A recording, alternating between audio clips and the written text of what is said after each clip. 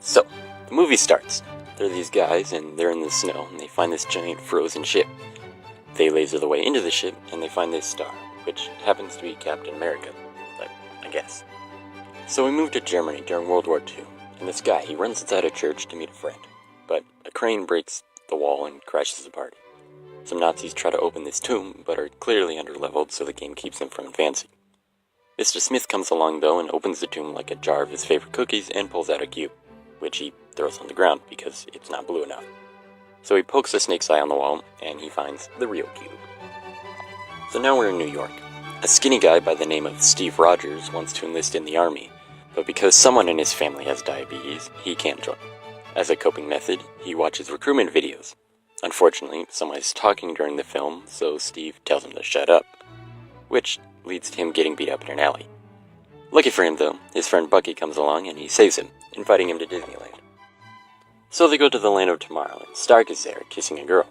But he wipes his lips because, well, he ain't about that life. Stark shows off a flying car that has the ability to brake at record speed, and he starts saying about how it's coming in the future.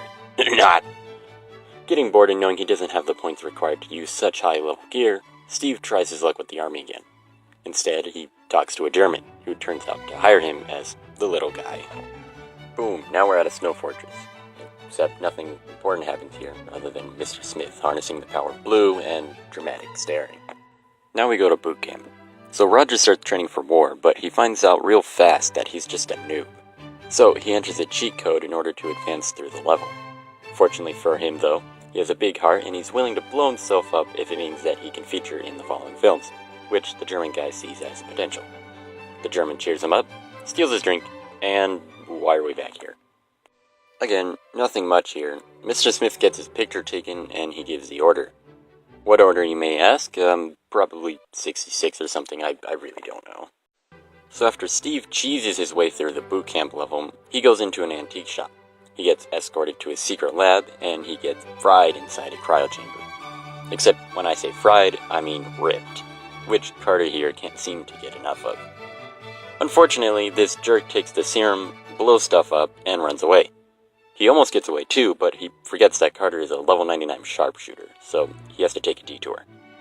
Steve chases him through the city, all the way to his secret submarine, before finally catching up to him. Steve tries to get to know the guy and his group of friends a little better, but he's so antisocial, he kills himself.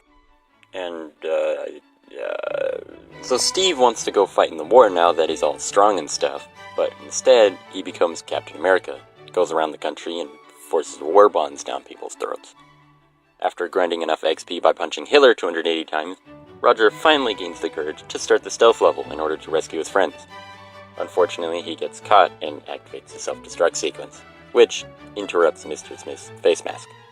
Luckily, he can jump like Nathan Drake, so he makes it back to camp, mission accomplished.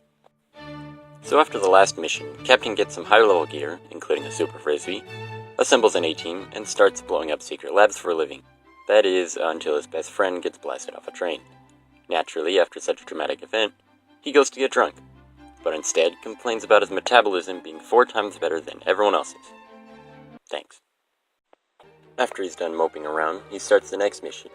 He charges in the front door of the super unimportant snow castle that's now important for the next 10 minutes, blows stuff up, and, being as overpowered and well-equipped that he is, gets captured. GG easy.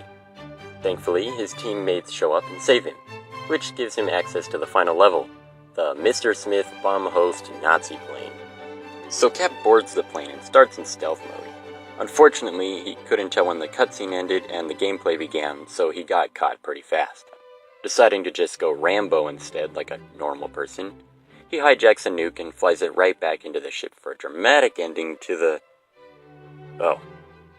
Well, since that didn't work, Cap instead challenges Mr. Smith to a 2-stock match, no items. Unfortunately, Smith tries to use a smash cube, obviously against the rules, and gets escorted to the blast zone. Now, Cap has to figure out what to do about the giant bomb-infested ship.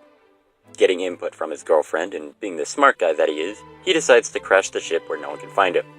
Except, they did.